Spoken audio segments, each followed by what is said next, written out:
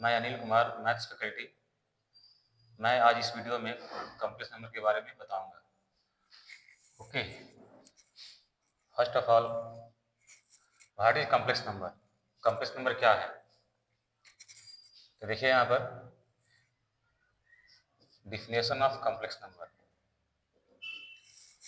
Okay, if a number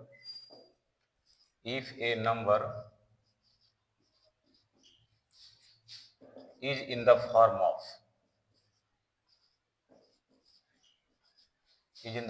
of a plus ib, where a comma b belongs to real number and I is equal to root of minus 1. Okay, then this number is called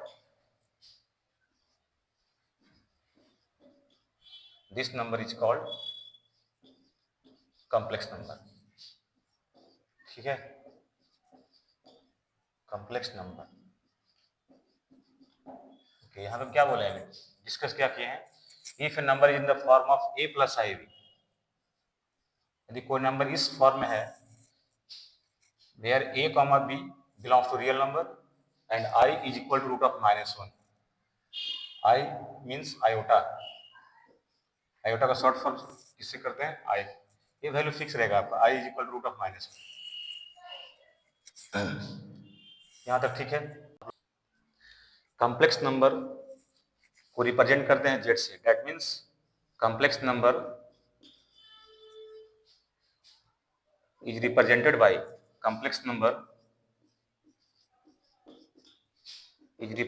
by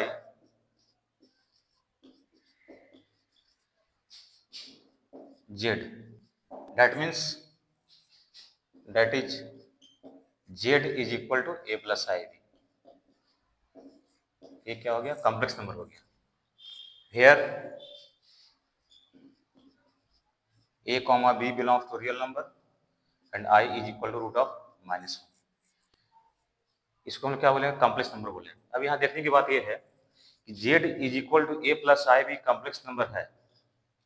इसका मतलब ये न समझना है कि इसका ये value दिया हुआ है। This is not magnitude form, this is only number को रिप्रेजेंट करने का एक तरीका है ये।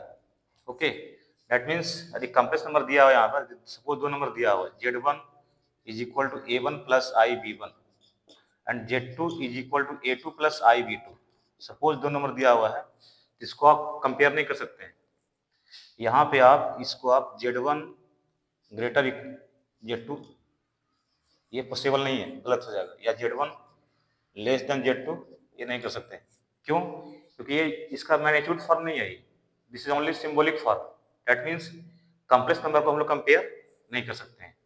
या ऐसा बोल सकते हैं, कॉम्प्लेक्स नंबर में कंपेरिजन पॉसिबल नहीं है, क्योंकि ये मैग्नीट्यूड फॉर्म में तो है नहीं, ये this is only symbolic form. ये ध्यान रखना आप लोग को है कि कॉम्प्लेक्स नंबर को हम कंपेयर नहीं कर सकते हैं, ग्रेटर इक्वल नहीं बोल सकते हैं। हाँ, कॉम्प्लेक्स नंबर को इक्वलिटी होल्ड कर सकते हैं, वो बताएंगे आपको इसके बाद।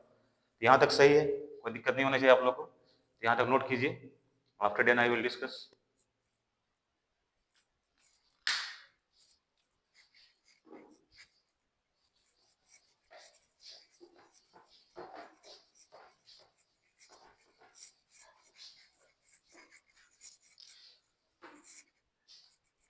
इसके बाद देखिए यहाँ पर एक टर्म यहाँ पे आया था, सपोज नोट्स भी लिख सकते हैं, कुछ वीवीआई पॉइंट है। फर्स्ट पॉइंट यहाँ पे क्या होगा? रूट ऑफ माइनस ए दिया हुआ है, इसका मतलब क्या हो गया? You can write this term root of minus 1 into a, that means root of minus 1 into root of a. This is equal to i, discuss कर चुके हैं। That means you can write this term i root of a. Okay, that means यदि कोई term root में दिया हुआ inside में negative है, इसको आप इस फॉर्म में राइट कर सकते हो। सेकेंड पॉइंट यहाँ पे क्या हो सकता है?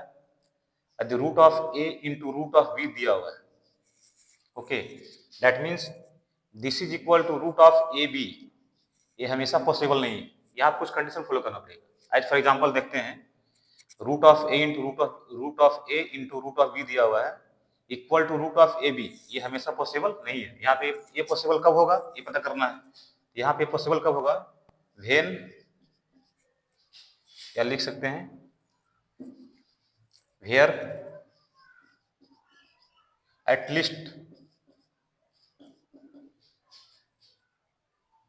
least one of A B must be positive.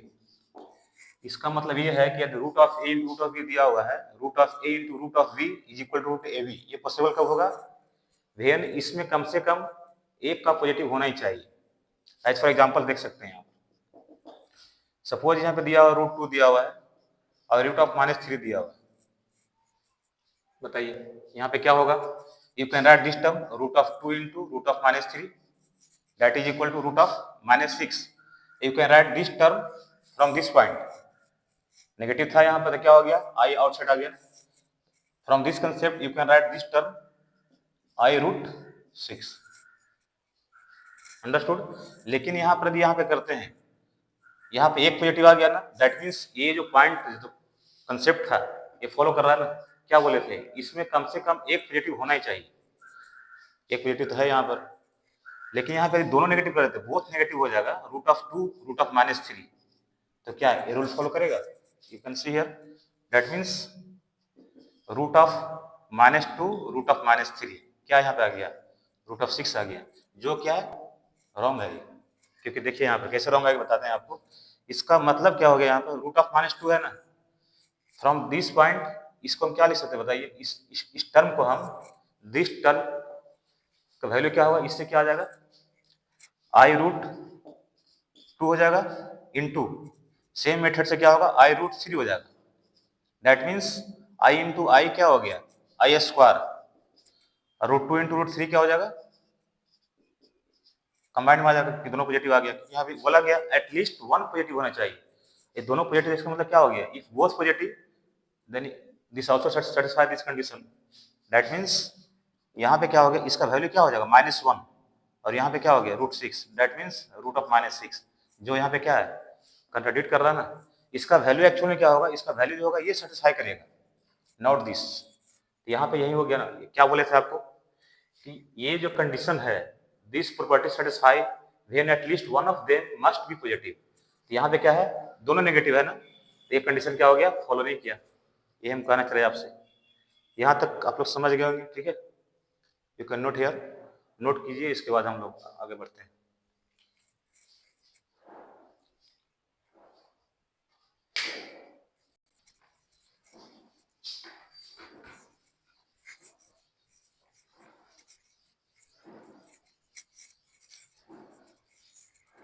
तो यहाँ तक आप लोग समझ गए होंगे, इसमें कोई डाउट नहीं होना चाहिए आप लोग को। थर्ड पॉइंट क्या था नोट्स का, the root of -a into root of -b यहाँ पे रहेगा, तब यहाँ पे क्या हो जाएगा, minus root of a b हो जाएगा, अंडरस्टूड। इसका मतलब यहाँ पे एग्जाम्पल इसका क्या हो सकता है, root of -4 into root of -2 is equal to यहाँ पे क्या हो जाएगा, minus root of 4 into 2 which is equal root of -8, okay. तो यहाँ तक जो नोट्स में पॉइंट लिखा है आपको, all the points are VVI, okay. इससे आपको बेसिक कंसेप्ट है, लेकिन इसको आपको क्वेश्चन में यूज करना पड़ सकता है। यहाँ तक सही है आप लोगों को, है इस पॉइंट को नोट कीजिए आप।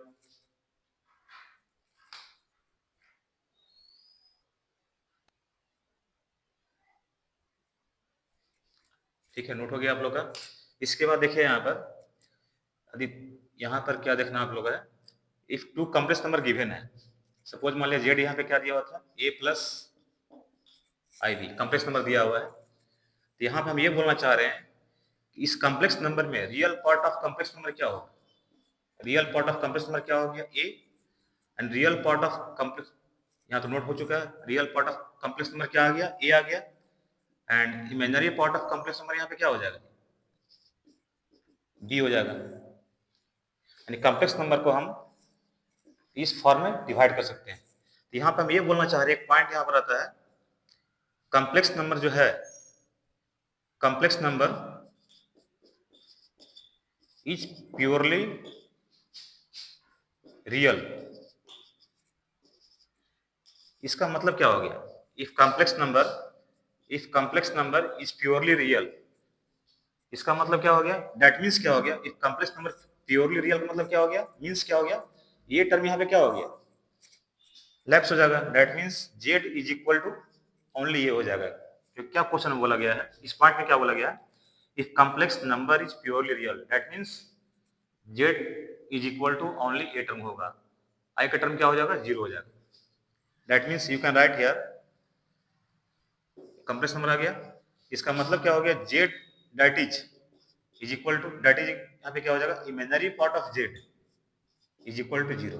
This is a condition. If complex number is purely real, that means imaginary part क्या होगा उस नंबर का? 0 होगा। As for example देख सकते हैं, z is equal to क्या हो गया? 2।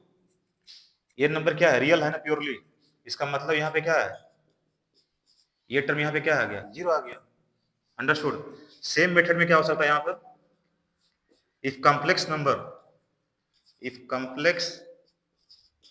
Number is purely real, discuss हो चुका है।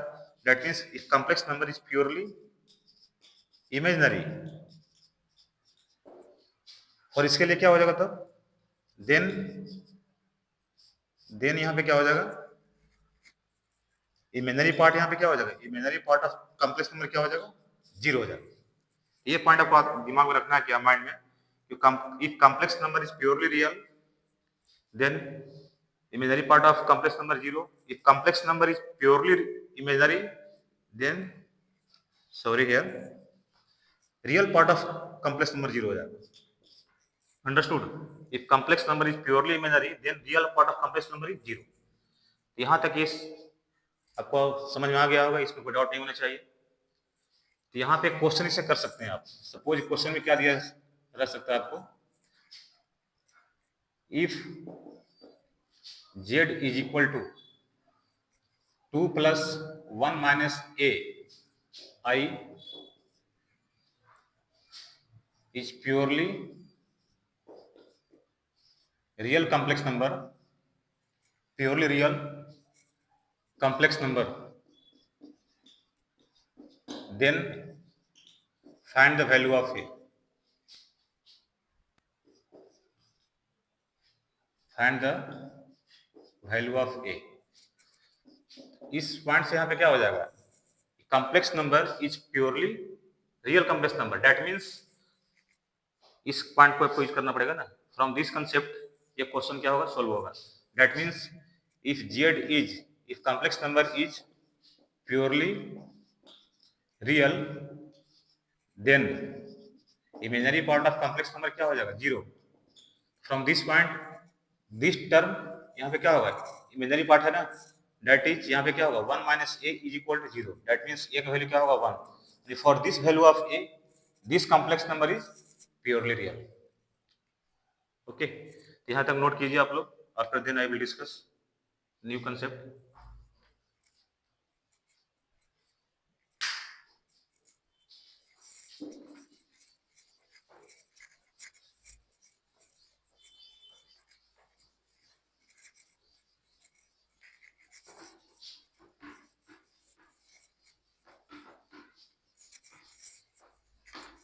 देखिए यहाँ पे इसके बाद न्यू पॉइंट यहाँ पे क्या होगा? Integral power of iota, integral power of iota, that is, इसका मतलब क्या हो गया? आई का पावर m का फॉर्म में कोई वैल्यू गिवन है, how you can solve this question? Okay, that means i का पावर n गिवन है, इसको आपको सोल्व करना है। फॉर एग्जांपल आई का पावर समथिंग दिया रहेगा 2046, इसका आपको वैल्यू फाइंड करना है। How you can find this value? इसी को सोल्व करने के लिए हमको इसको एक पैटर्न फॉलो करना पड़ता है, एक कंसेप्ट आएगा, उसको हम डिस्कस कर रहे हैं यहाँ पर। ठीक है, that means if n is equal to 1, then यहाँ पे क्या हो जाएगा? रूट ऑफ -1 आ गया। If n is equal to 2, then क्या हो जाएगा यहाँ पर बताइए? आई स्क्वायर मीन्स क्या हो जाएगा? I square means -1। If n is equal to 3 then क्या हो जाएगा आई क्यू का वैल्यू यहाँ पे क्या आएगा बताओ, बताइए आप लोग। I square into i that means its value is equal to -1, that means यहाँ पे क्या हो जाएगा माइनस आई आ जाएगा। यहाँ तक सही है ये। After then if n is equal to 4 that means i का power 4, you can write this term i square whole square, its value is equal to -1, that means -1 का स्क्वायर इज इक्वल टू 1। तो यहाँ पर देख सकते हैं क्या, for different value of n it's output is different, for different value of n इसका value भी क्या हो रहा है, डिफरेंट आ रहा है। आफ्टर देन देखते हैं यहाँ पर क्या, if n is equal to 5 i का पावर 5 मीन्स आई का power 4 into i, its value is equal to 1, that means 1 into i आ गया। If n is equal to 6 you can write this value I का power 6, that means I का power 4 into I square 1 into -1। if n is equal to 7 यानी आपको just previous value को क्या करना है, आपको इसमें इंप्लीमेंट करना है, यूज करना है, उससे क्या हो जाएगा इसका वैल्यू फाइंड हो जाएगा। देखो ये वैल्यू हम लोग फाइंड कर चुके हैं ना, इसका वैल्यू आप पुट कर दिए, its value also obtain from this term, इसका वैल्यू यहाँ पे यूज कर लिए। If n is equal to 7 that means I का पावर 7 क्या हो जाएगा, you can write here I का power 6 into I, this is also this its value equal to -1, that means -1 into I minus I। if n is equal to 8, अब देखो हम यहाँ कब तक ले जाएंगे आपको आइडिया दे देंगे आपको। I का पावर 8 यहाँ पे दिया हुआ ना, इसका मतलब क्या हो गया I का पावर 4 का whole square, you can write this term, am I right or not। देखो यहाँ पे क्या होगा, if I का पावर 8 दिया हो इसका मतलब क्या होगा I का पावर 4 का होल स्क्वायर का सम, इसका मतलब I का पावर 8 आ गया। लेकिन यदि यहाँ पे I का पावर 4 का स्क्वायर करते हैं, दोनों डिफरेंट टर्म है, इसका वैल्यू क्या हो जाएगा I का पावर 16 हो जाएगा। दोनों इसको you can write this term in this form, not in this form, okay. That means यहाँ पे इसका वैल्यू क्या हो जाएगा 1 का पावर 2 1 आ गया। अब यहाँ से देखना क्या है आपको है, देखिए यहाँ पर यहाँ तक सब वैल्यू डिफरेंट डिफरेंट आया यहाँ तक। After then if n is equal to 5 its value is equal to first term I है ना, यहाँ पर यहाँ भी आया गया, that mean its value is equal to, यानी वैल्यू जो है ना आफ्टर 4 टर्म रिपीट कर रहा है, यानी आफ्टर 4 टर्म ये वैल्यू रिपीट करेगा। फर्स्ट टर्म 5th टर्म आ गया, सेकंड टर्म क्या होगा इससे मैच कर देगा, थर्ड टर्म किससे मैच करेगा इससे मैच करेगा, फोर्थ टर्म किससे मैच करेगा इससे मैच करेगा। That means after 4 interval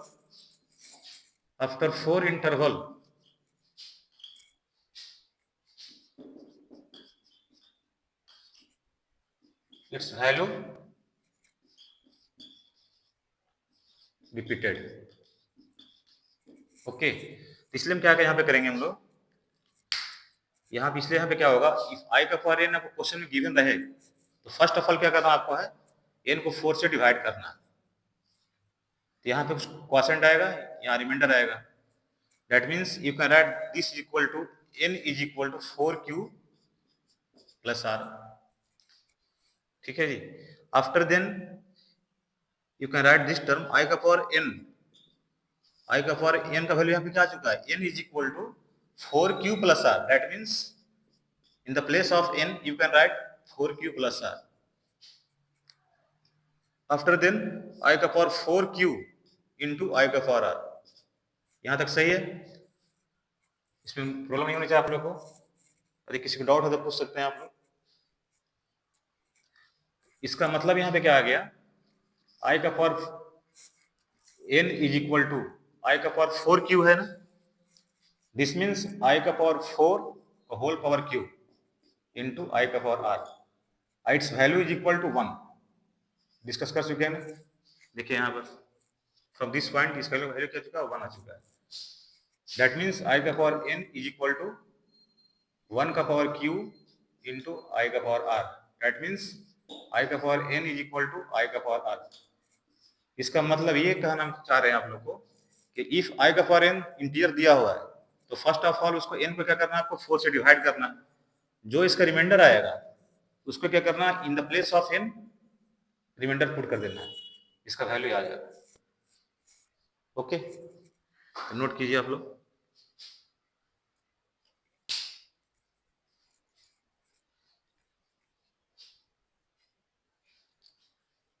question कर लेते हैं तो क्लियर हो जाएगा। देखिए यहाँ पे क्वेश्चन क्या हो सकता है, क्वेश्चन ही करते अच्छा रहेगा। देखिए यहाँ वन क्वेश्चन, आई का पर something be our find the value of, find the value of I का पावर -2026 दिया हुआ है, इसका वैल्यू फाइंड करना है। You can solve, try to solve, solve करने का प्रयास कीजिए, इसको सोल्व हो जाएगा आपसे।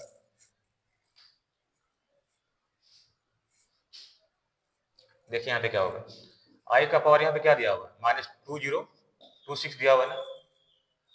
तो आप लोग यहाँ पे डर गए हो कि सर नेगेटिव वैल्यू दिया हुआ है, डरने की बात यहाँ पर नहीं है। You can write this value, अब क्या बोले थे, इसको डिवाइड करना है 4 से, डिवाइड करने पे यहाँ क्या है 4 से डिवाइड करेंगे इस टर्म को तो क्या आएगा 4 5 जा 20, 0 होगा, 4 6 जा 24, रिमाइंडर यहाँ पे क्या आ गया 2 आ गया। That means you can write I का power -2, you can write this term 1 by I square, negative है ना, तो डाउन में क्या हो जाएगा वैल्यू पॉजिटिव हो जाएगा ना पावर।